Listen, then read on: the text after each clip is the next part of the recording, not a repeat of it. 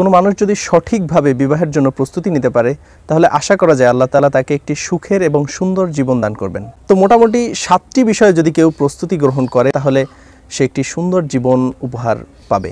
1 নম্বর হলো নিজেকে পরহেজগার মুত্তাকি বানানো। আমরা প্রত্যেকজন মানুষই চাই আমাদের জীবনসঙ্গী হোক একজন ফেরেশতার মতো মানুষ। তো আল্লাহ সুবহানাহু ওয়া তাআলার একটি সাধারণ নিয়ম হলো ভালো মানুষের জন্য তিনি ভালো মানুষকেই রেখে দেন এবং খারাপ মানুষের জন্য খারাপ মানুষ। সেই জন্য যদি আমরা একজন ভালো সঙ্গী চাই আমাদের নিজেদেরকে সবার আগে একজন ভালো মানুষ হিসেবে গড়ে উঠতে হবে। তবে তার মানে এই নয় যে আপনি যদি খারাপ মানুষ হন আপনার ঘরে যে এসেছেন তিনিও খারাপ হবেন, কারণ আমরা দেখেছি এর বিপরীতও ঘটে।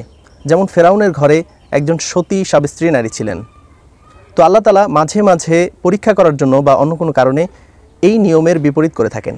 2 নম্বরে হলো দোয়া করা। বর্তমান সময়ে একজন ভালো সাথী পাওয়ার জন্য দোয়া করার বিকল্প কিছুই নেই, কারণ আমরা এখন এমন একটা যুগে বসবাস করতেছি যেখানে একজন মানুষ তার পাশের মানুষটা কেমন সেটাই জানতে পারে না, বাবা মাও জানে না তার সন্তানটা কতটা ভালো বা খারাপ। সেজন্য এই যুগে একজন ভালো সাথী পাওয়ার জন্য দোয়ার বিকল্প আর কিছুই নেই।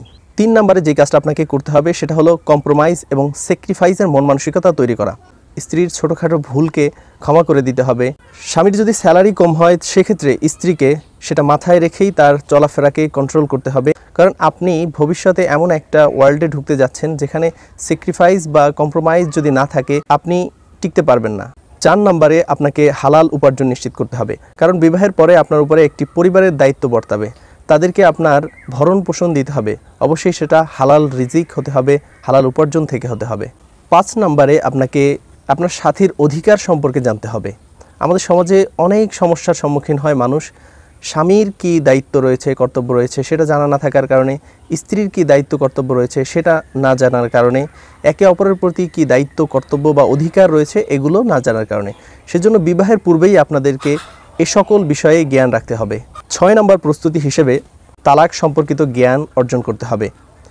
কোন কোন কারণে তালাক হয়, কি কি কারণে তালাক দেয়া যায়, কখন তালাক দেয়া যায়, কখন দেয়া যায় না, কি বললে তালাক হয়ে যায়, এ সংক্রান্ত যত বিষয় আছে সেগুলো জেনে নিতে হবে।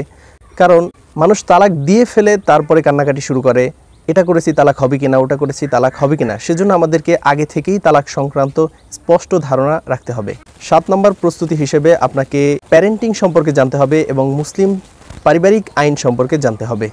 মোটামুটি এই 7টি বিষয়ে যদি আমরা প্রস্তুতি গ্রহণ করতে পারি ইনশাআল্লাহ আল্লাহ তাআলা আমাদের বৈবাহিক জীবনকে সুখময় করবেন।